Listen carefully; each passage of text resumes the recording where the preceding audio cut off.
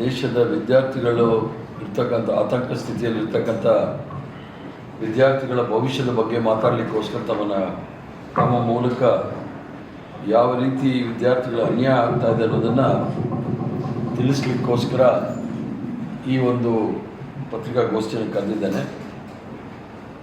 ಮೊನ್ನೆ ತಾನೇ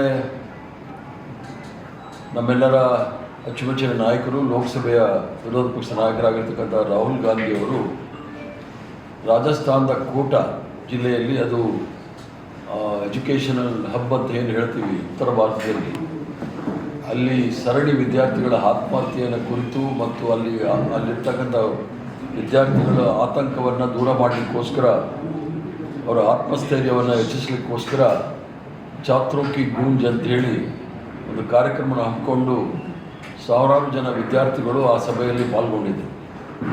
ಛಾತ್ರೋ ಕಿ ಗೂಂಜ್ ಹಿಂದಿಯಲ್ಲಿ ಹೇಳಿದ್ರೆ ಕನ್ನಡದಲ್ಲಿ ವಿದ್ಯಾರ್ಥಿಗಳ ಧ್ವನಿ ಅನ್ನೋ ವಿಚಾರದಲ್ಲಿ ಅವರು ಭಾಳ ಸ್ಪಷ್ಟವಾಗಿ ಕೆಲವು ವಿಚಾರಗಳನ್ನು ಹೇಳಿದ್ದಾರೆ. ಈಗಾಗಲೇ 2014ರಿಂದ 2026ವರೆಗೂ 152 ಪ್ರಶ್ನೆ ಪತ್ರಿಕೆ ಸೋರಿಕೆಯ ಪ್ರಸಂಗಗಳು ನಡೆದಿದೆ ದೇಶದಲ್ಲಿ. ಅದರಲ್ಲೂ ಸಹ ಉತ್ತರ ಭಾರತದಲ್ಲಿ ನಡೀತಕ್ಕಂಥ ಈ ಒಂದು ಪ್ರಶ್ನೆ ಪತ್ರಿಕೆ ಸೋರಿಕೆಯಿಂದ ಒಬ್ಬ ಸಾಮಾನ್ಯ ವಿದ್ಯಾರ್ಥಿಗಳ ಭವಿಷ್ಯ ಆತಂಕದಲ್ಲಿದೆ ಅನ್ನೋದು ಯಾರಿಗೂ ಸಹ ಹೇಳಬೇಕಾದಿಲ್ಲ. ಈ ಎಲ್ಲ ಪ್ರಶ್ನೆ ಪತ್ರಿಕೆ ಸೋರಿಕೆ ಭಾರತೀಯ ಜನತಾ ಪಾರ್ಟಿ ಸರ್ಕಾರಗಳೆಲ್ಲಿದೆ ಅಲ್ಲೇ ಆಗ್ತಾ ಇರ್ತಕ್ಕಂಥದ್ದು ನೋಡಿದಾಗ ಅದರ ಫಲಾನುಭವಿಗಳು ಭಾರತೀಯ ಜನತಾ ಪಾರ್ಟಿಯ ನಾಯಕರ ಮಕ್ಕಳೇ ವಿನಃ ಬೇರೆ ಯಾರೂ ಅಲ್ಲ. ಅದು ಮಹಾರಾಷ್ಟ್ರ ಇರ್ಬೋದು, ರಾಜಸ್ಥಾನ ಇರ್ಬೋದು, ಮಧ್ಯಪ್ರದೇಶ ಇರ್ಬೋದು, ಗುಜರಾತ್ ಇರ್ಬೋದು, ಎಲ್ಲ ಕಡೆಯೂ ಸಹ ಪ್ರಶ್ನೆ ಪತ್ರಿಕೆ ಸೋರಿಕೆಯಲ್ಲಿ ಪೊಲೀಸರು ವಶಪಡಿಸ್ಕೊಂಡಿರ್ತಕ್ಕಂಥದ್ದೆಲ್ಲ ಸಹ BJPಯ ನಾಯಕರ ಮಕ್ಕಳ ವಶದಲ್ಲಿರ್ತಕ್ಕಂಥದ್ದು. ಇದರಿಂದ ಇದು ಕೇವಲ ಒಂದು ಪ್ರಶ್ನೆ ಸೋರಿಕೆ ವಿಚಾರ ಅಲ್ಲ, ಮತ್ತು ಭಾರತದ ದೇಶದ ಒಂದು ವಿಶ್ವಾಸ ಇತ್ತು ಶಿಕ್ಷಣದ ವ್ಯವಸ್ಥೆಯ ಮೇಲೆ. ಯಾಕಂದರೆ 1947ನೇ ಇಸ್ವಿಯಿಂದ ಏನು ಕೇವಲ 11% ಸಾಕ್ಷರತೆ ಇದ್ದಿದ್ದನ್ನು 76% ಸಾಕ್ಷರತೆಯನ್ನು ಮಾಡಿ, ಏನು 15 ಯೂನಿವರ್ಸಿಟಿ ಇದ್ದಿದ್ದು 560 ಯೂನಿವರ್ಸಿಟಿ ಮಾಡಿ, ದೇಶದಲ್ಲಿ IIT, IIM, ಏಮ್ಸ್ ಮತ್ತು ಇಂಡಿಯನ್ ಇನ್ಸ್ಟಿಟ್ಯೂಟ್ ಆಫ್ ಸೈನ್ಸ್ ಇವೆಲ್ಲವನ್ನೂ ಸಹ ಪಂಡಿತ್ ಜವಾಹರ್ಲಾಲ್ ನೆಹರೂರವರ ದೂರದೃಷ್ಟಿಯಿಂದ ಭಾರತ ದೇಶದಲ್ಲಿ ಪ್ರಾರಂಭ ಮಾಡಿ ಲಕ್ಷಾಂತರ ಕೋಟ್ಯಾಂತರ ಯುವಕರು ಮತ್ತು ವಿದ್ಯಾರ್ಥಿಗಳ ಒಂದು ಭವಿಷ್ಯವನ್ನು ಕನಸನ್ನು ನನಸು ಮಾಡಲಿಕ್ಕೋಸ್ಕರ ಮಾಡಿದಂಥ ಶಿಕ್ಷಣ ಕ್ಷೇತ್ರದ ಮೇಲೆ ಭಾರಿ ದೊಡ್ಡ ದಾಳಿ ಆಗಿರ್ತಕ್ಕಂಥದ್ದು ಎಲ್ರಿಗೂ ಸಹ ಆಗ್ತಕ್ಕಂಥ ವಿಚಾರ.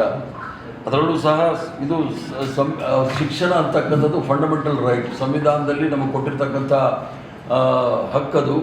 ಅದರಲ್ಲೂ ಸಹ ಸಂಪೂರ್ಣವಾಗಿ ಸರ್ಕಾರ ಧ್ವಂಸ ಮಾಡ್ತಾ ಇರೋದು ನೋಡಿದಾಗ ನಾವು ಯೋಚನೆ ಮಾಡಬೇಕಾಗಿರ್ತಕ್ಕಂಥದ್ದು ನೋಡಬೇಕು. ಇದು ಕೇವಲ ಒಬ್ಬ ವಿದ್ಯಾರ್ಥಿಗಳ ಪ್ರಶ್ನೆ ಸೋರಿಕೆಯಿಂದ ವಿದ್ಯಾರ್ಥಿಗಳ ಭವಿಷ್ಯದ ಮೇಲೆ ಅದು ಪರಿಣಾಮ ಬೀಳ್ತಾ ಇದೆ ಅನ್ನೋದಿಲ್ಲ, ಅವರ ಇಡೀ ಕುಟುಂಬದ ಮೇಲೆ ಪರಿಣಾಮ ಬೀಳುತ್ತೆ. ಒಬ್ಬ ಮಕ್ಕಳನ್ನು ಓದಿಸ್ಲಿಕ್ಕೋಸ್ಕರ ಸಾಲ ಸೋಲ ಮಾಡಿ ಉಪವಾಸ ಇದ್ದು ಮಕ್ಕಳನ್ನ ಓದಿಸಿ ಪರೀಕ್ಷೆ ಸಮಯದಲ್ಲಿ ಅವರೆಲ್ಲ ತಯಾರಾಗಿರೋ ಸಂದರ್ಭದಲ್ಲಿ ಅದು ಪ್ರಶ್ನೆ ಸೋರಿಕೆ ಆಗುವಾಗ ಯಾವ ಸ್ಥಿತಿಯಲ್ಲಿ ಕುಟುಂಬ ಮತ್ತು ವಿದ್ಯಾರ್ಥಿಗಳು ಇರ್ತಾರೆ ಅನ್ನೋದನ್ನು ಸಹ ನಾವು ನೋಡಬೇಕಾಗಿದೆ.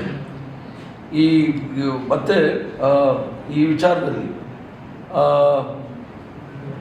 PSI ನೇಮಕದಲ್ಲೂ ಕೂಡ ಕರ್ನಾಟಕ ರಾಜ್ಯದಲ್ಲೇ PSI ನನ್ನ ಮೇಲೂ ಸಹ ಕೇಸ್ ಆಗಿದ್ದು, ಅದು ಮೊನ್ನೆ ಹೈಕೋರ್ಟು ಆ ಕೇಸ್ನ ಸ್ಕ್ವಾಶ್ ಮಾಡಿತು. ಎಲ್ಲಿ ಭಾರತೀಯ ಜನತಾ ಪಾರ್ಟಿ ಸರ್ಕಾರ ಬರುತ್ತೆ ಅಲ್ಲಿ ಪ್ರಶ್ನೆ ಸೋರಿಕೆ ಆಗ್ತಕ್ಕಂಥದ್ದು ನಾವು ನೋಡಿದಾಗ ಇವ್ರಿಗೆ ಪ್ರಶ್ನೆ ಸೋರಿಕೆ ಮತ್ತು BJPಗೆ ಏನು ಸಂಬಂಧ ಅನ್ನೋದು ಭಾಳ ಮುಖ್ಯ.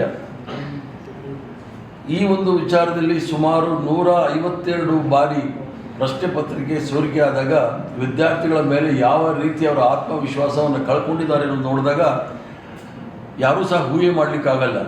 ಅದರ ಮೇಲೆ ಗಾಯದ ಮೇಲೆ ಉಪ್ಪು ಹಾಕೋ ರೀತಿಯಲ್ಲಿ ಇವರು ಪರೀಕ್ಷೆ ಪೇ ಚರ್ಚಾ ಅಂಥೇಳಿ, ಪ್ರಧಾನಮಂತ್ರಿಗಳು ಪರೀಕ್ಷೆ ಪೇ ಚರ್ಚಾ ಅಂಥೇಳಿ, ಚಾಯ್ ಪೇ ಚರ್ಚಾ ಆಯಿತು, ದೇಶವನ್ನು ಅಧೋಗತಿಗೆ ತಂದಿದ್ದಾರೆ. ಪರೀಕ್ಷೆ ಪೇ ಚರ್ಚಾ ಅಂಥೇಳಿ ಒಂದು ಡಿಗ್ರಿ ಮಾಡಿಲ್ಲ, ಫೇಕ್ ಸರ್ಟಿಫಿಕೇಟ್ ಡಿಗ್ರಿ ಸರ್ಟಿಫಿಕೇಟ್ ಇಟ್ಕೊಂಡು ಪರೀಕ್ಷಾ ಮೇಲೆ ಚರ್ಚಾ ಅಂತ ಹೇಳಿ ಮಕ್ಕಳ ಮೇಲೆ ಯಾವ ರೀತಿ ಪರಿಣಾಮ ಬೀಳ್ತಾ ಇರೋದನ್ನು ಸಹ ನೋಡ್ತಾ ಇಲ್ಲ. ಭಾರತ ದೇಶ ಒಂದು ಭವಿಷ್ಯ ಒಂಥರ ಅಪಾಯದಲ್ಲಿದೆ. ಯಾಕಂದರೆ ಮಕ್ಕಳ ಭವಿಷ್ಯ ಉಜ್ವಲವಾದರೆ ಮಾತ್ರ ಭಾರತ ದೇಶದ ಭವಿಷ್ಯವೂ ಸಹ ಉಜ್ವಲವಾಗುತ್ತೆ ಅನ್ನೋದು ನಾನು ಹೇಳಲಿಕ್ಕೆ ಇಚ್ಛೆ ಬಿಡ್ತೇನೆ. ನಾವು ಕೇಳ್ತಕ್ಕಂಥ ಕೆಲವು ಪ್ರಶ್ನೆಗಳು ನರೇಂದ್ರ ಮೋದಿಯವರ ಸರ್ಕಾರಕ್ಕೆ ಕಳೆದ 10 ವರ್ಷದಲ್ಲಿ ಎಷ್ಟು ಪ್ರಶ್ನೆ ಪತ್ರಿಕೆ ಸೋರಿಕೆ ಆಗಿದೆ? 152 ಪ್ರಶ್ನೆ ಪತ್ರಿಕೆ ಸೋರಿಕೆ ಆಗಿರ್ತಕ್ಕಂಥದ್ರ ಬಗ್ಗೆ ತನಿಖೆ ಆಗಿದೆಯಾ? ತನಿಖೆ ಆದ ನಂತರ ಆ ವರದಿಯ ಪ್ರಕಾರ ಎಷ್ಟು ಜನಗಳ ಮೇಲೆ ಕ್ರಮವನ್ನು ತೆಗೆದುಕೊಂಡಿದ್ದೀರಿ, ಶಿಕ್ಷೆ ಆಗಿದೆ? ಎಷ್ಟು ಜನ ಸಂಚಿಕೋರರು ಜೈಲಿಗೆ ಹೋಗಿದ್ದಾರೆ? ಅದು ಆದ್ರೂ ಸಹ ಪದೇ ಪದೇ ಯಾವ ರೀತಿ ಈ ಘಟನೆ ಯಾಕೆ ನಡೀತಾ ಇದೆ ಅನ್ನೋದನ್ನು ಪ್ರಧಾನಮಂತ್ರಿಗಳು ಹೇಳಬೇಕಾಗತ್ತೆ. ಈ ಪ್ರಶ್ನೆ ಸೋರಿಕೆ ಮಾಡ್ತಕ್ಕಂಥ ಘಟಾನುಘಟಿಗಳಿಗೆ ರಕ್ಷಣೆ ಯಾರು ಕೊಡ್ತಾ ಇದ್ದಾರೆ ಅನ್ನೋದನ್ನು ಸಹ ಪ್ರಧಾನಮಂತ್ರಿಗಳು ಹೇಳಬೇಕಾಗತ್ತೆ. ಶಿಕ್ಷಣ ಸಚಿವರಿಗೆ ನೇರವಾದ ಪ್ರಶ್ನೆ ಏನು ಅಂದರೆ, ಸಂಪೂರ್ಣ ಶಿಕ್ಷಣ ವ್ಯವಸ್ಥೆ ದೇಶದಲ್ಲಿ ಕುಸಿತಾ ಇರೋ ಸಂದರ್ಭದಲ್ಲಿ ಇವ್ರಿಗೇನಾದರೂ ಜ್ಞಾನ ಇದೆಯಾ, ಅದರ ಅರಿವಿದೆಯಾ ಅನ್ನೋದನ್ನು ಕೇಳಲಿಕ್ಕೆ ಇಚ್ಛೆ ಬಿಡ್ತಾನೆ. ಈ ಶಿಕ್ಷಣ ಪ್ರಶ್ನೆ ಸೋರಿಕೆ ಶಿಕ್ಷಣ ಇಲಾಖೆಯ ವಿಚಾರವ ಅಥವಾ ಈ ಒಂದು ವೈಯಕ್ತಿಕವಾದ ವಿಚಾರ ಅನ್ನೋದು ಗೊತ್ತಾಗ್ತಾ ಇಲ್ಲ. ಶಿಕ್ಷಣ ಸಚಿವರು ಯಾಕೆ ವಿದ್ಯಾರ್ಥಿಗಳ ಜೊತೆ ಬಂದು ಮಾತಾಡ್ತಾ ಇಲ್ಲ?